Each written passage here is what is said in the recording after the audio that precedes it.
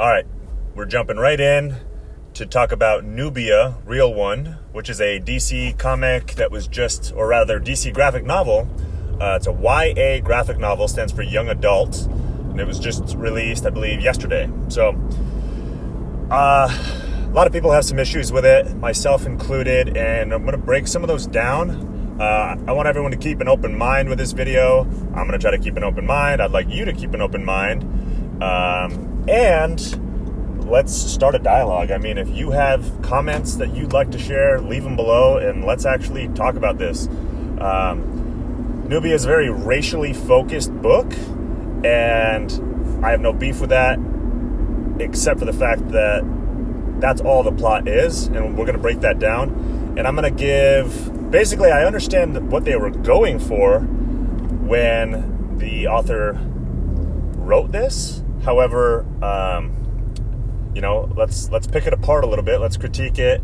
And I'm even going to offer an alternative take that I think could have essentially got the same kind of message across, but even better. So, and then we'll talk about the art in a separate video, because the art it's an issue entirely within itself.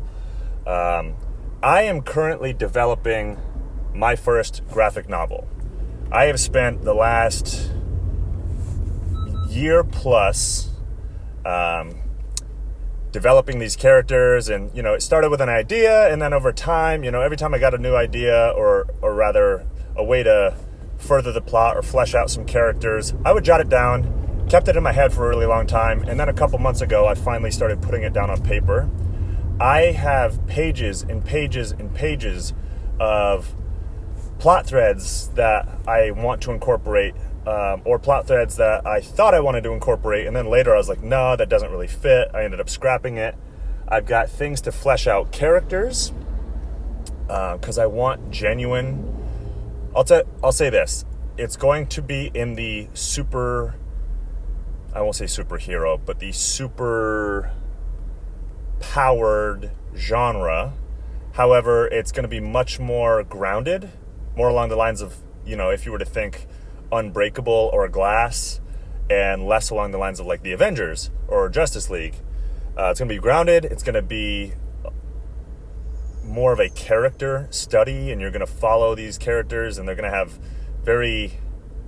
my goal is for them to have very human traits, and them to be, maybe not every single one of them, but some of them to be relatable. And, when it comes down to the dialogue, I think in film and in comics, dialogue makes or breaks what you're trying to do. So I want the dialogue to be genuine. I want the dialogue to actually flow like people speak, actual humans. So with that being said, Nubia, looking at the artwork, I'm not trying to bash for no reason. This artwork is so lazy and, in my opinion, so poorly done. It is some of the ugliest artwork I've ever seen in a comic, let alone a comic that is produced by DC, meaning mainstream comic, a big company behind it. When you look at the artwork here, it's incredibly inconsistent, where, proportions just kind of go out the window, and from one frame to the other, somebody might be fat, and then they're skinny, and then their arms are 6 feet long, and then the next one, their arms are only 3.5 feet long. Again, that's for a whole nother video. We'll break that down. Right now, let's talk about the story. Very quickly, the story is about a young girl named Nubia, who is a black girl. She lives with her two moms. Both are black. One is actually an Amazon, like the traditional Diana Prince Wonder Woman. So she's more muscular, although she's a little bit older. She's not, nearly as in shape as she once was. And then the other mom, I believe, is also black, but she's much lighter skinned. She's much heavier. Possibly a self-insert from the writer. If you were to look up the writer, L.L. McKinney, I believe is her name. She's a black woman, but incredibly light skin, and, as far as body type, again, she definitely looks more like this other mother.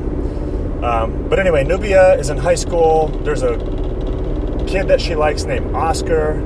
We'll break Oscar down a little bit more in depth in the other video talking about art.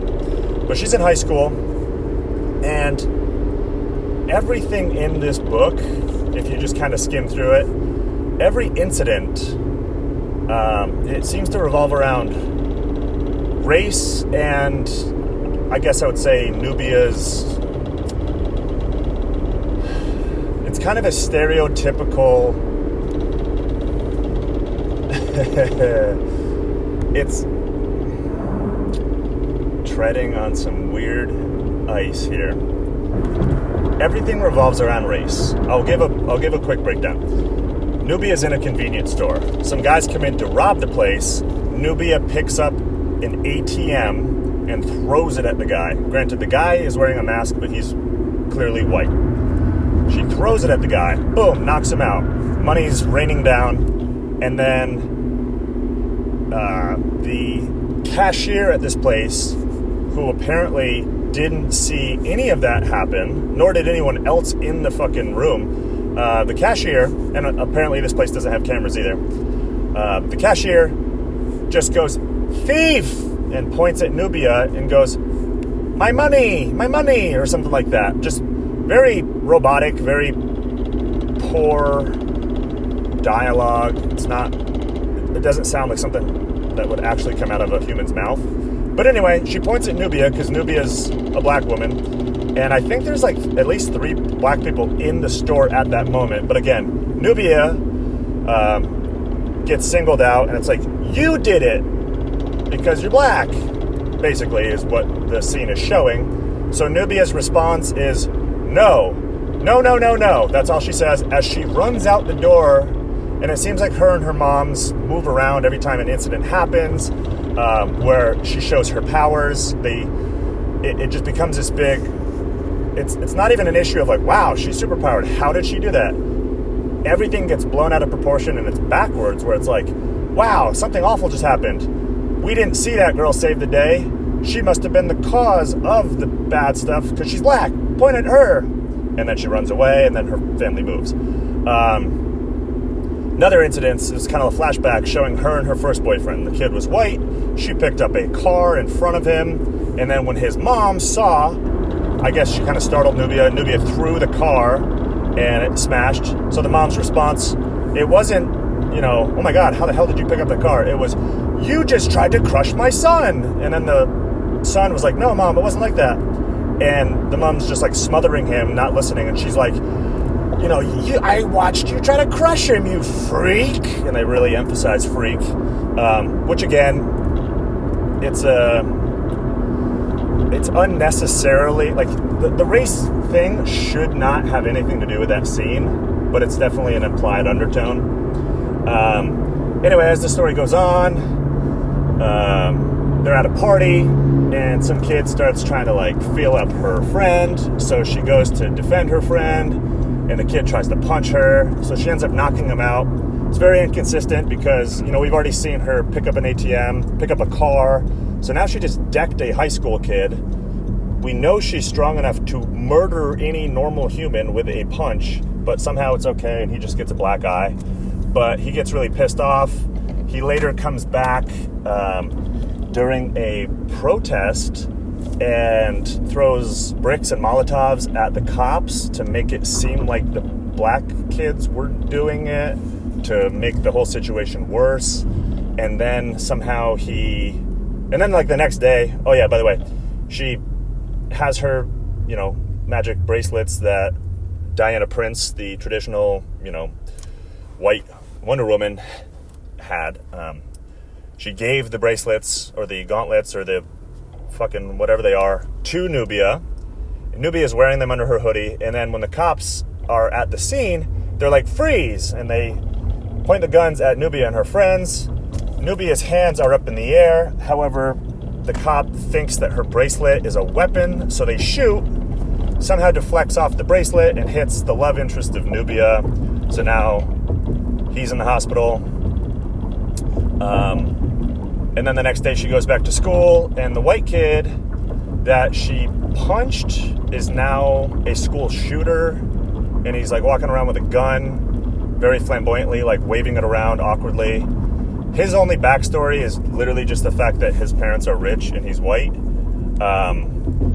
But I'm sorry if there's a lot of bumping. I'm driving. But it's very generic, where every villain, quote unquote villain in the book, is just a white person who is like misunderstanding the situation, no matter what it is. Just because Nubia is black, she kind of gets blamed. And I understand what they were going for. They wanted to kind of point the finger at some stereotypes, and I get it. But it's, first off, in no way is Nubia heroic in any way. Every scene in this book, Nubia is running away with a really, like, no matter what happens, she might try to save the day, and then when people go, she's bad, she just runs away with a really dumb look. Like, everyone in this book either looks like they're terrified or they're like really fucked up on crack constantly. Everyone's bug-eyed and everyone looks really disgusting and ugly and just like kind of aloof. Every character. And, whenever a situation happens, Nubia just runs away. And it's like, if she does, somehow try to save the day, it kind of seems more like an accident, and then it backfires. To me, this seems more like a character arc that would develop a really cool villain, because it would be this person who's like, they want to be good, they're trying to do their part to make the world a better place, but no matter what they do, people are just like only seeing things backwards, or they're only seeing the wrong side of it. Everything's out of context, which would make this person like a lot more, they would resent, the general public, and they would resent the people that they're trying to help, which would cause, some turmoil inside, if you will. And eventually they would be like, you know what, fuck it. Why am I trying so hard to be the good guy? I'm going to look out for me and only me. And it'd be a really interesting character arc on how somebody with good intentions could become a villain. That's not the case, though. Nubia's the hero, quote unquote hero in this, even though she just kind of seems like a victim of everything that's going around. And, she never like stands her ground and says like, no, what the fuck? Are you kidding me? Like, I threw an ATM at that guy. You can clearly see him over against that wall with a mask on. There's other witnesses here. I don't have any of your money in my pockets or in my hands. Call the police, please. Really? Call the police. You have no proof that I fucking tried to rob your place. I just saved the day. Instead, she's just like, no, and runs. She's not heroic at all. She's not, I don't know, she just seems kind of pathetic, I guess. But anyway,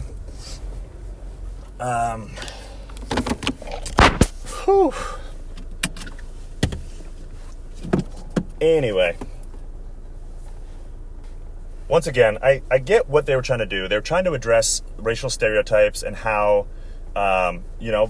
people who are not black, things can easily be taken out of context, where it's like, you must be up to no good because you're black and you're in my neighborhood or you're in my store or something like that. And I get it. There are people that look at it that way, and it's really unfortunate. But I just think that they really overplayed it in this book, again, to the point where Nubia just kind of seems like a random bystander in her own graphic novel, and she's just like, things just happen and she's just like, I don't know what to do. In the end, she does fight the evil white kid who has a gun, but it's like, he has another friend of hers cornered in the library, and it's really unclear what his intent was, but he was like, you can't say no to me. And then Nubia shows up, and this kid's like, she throws a book at him, and they end up like, rather than, hey, why don't you just go over, you threw a book at him, he's distracted.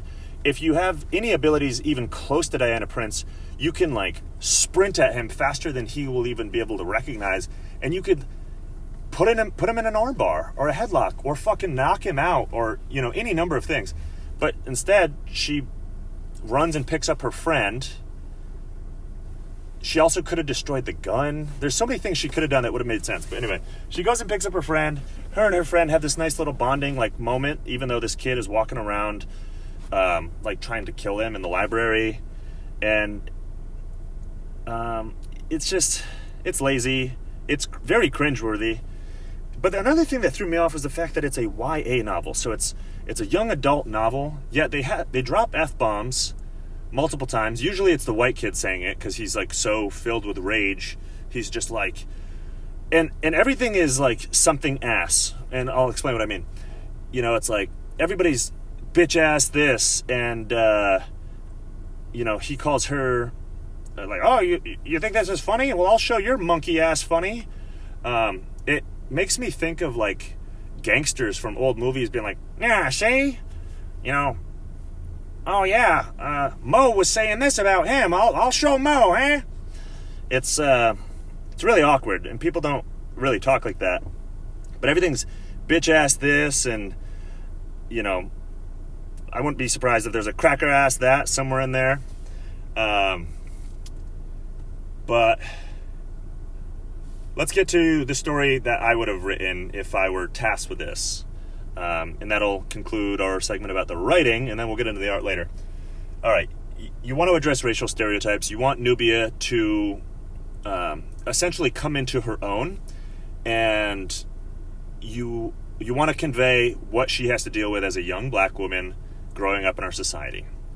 But you also, this is essentially an origin story for a superhero. So I think a better approach, in my opinion, would have been, you can have her be kind of the clumsy, shy girl who doesn't quite know her place in society. There are definitely people who treat her weird because she's black. When she goes to the convenience store or something like that, it's okay for the clerk to be like, hey, what are you up to? Because the clerk's an old white lady and she, they're culturally very different. They see the world differently. That's totally fine.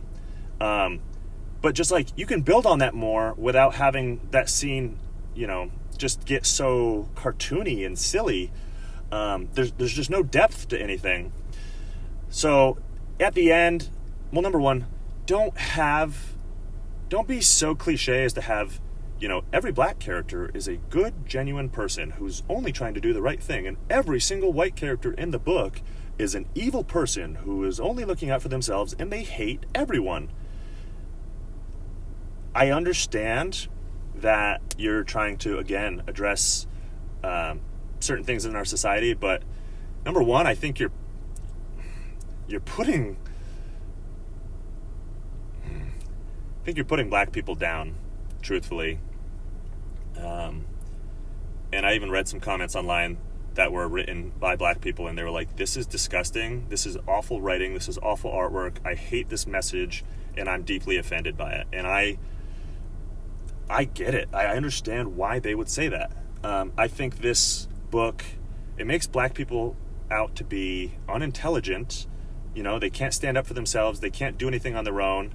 And even when they try, really, the message I kind of got was it doesn't matter what you do, because everyone's still going to hate you for it. So do whatever you want to do, and just know that you're always going to be hated, and you'll never really amount to anything. It was depressing. The approach I would have taken is to have, if you have bad elements in her school that are looking to do something really dark and really evil, and you want to go the school shooting route or something like that, I don't know if I would have gone that route, but let's say you take some people in her community. Also, the rich white kid, he says, you ghetto ass bitch, but if she lives in the ghetto, why is she going to public school with the super rich? Just very inconsistent.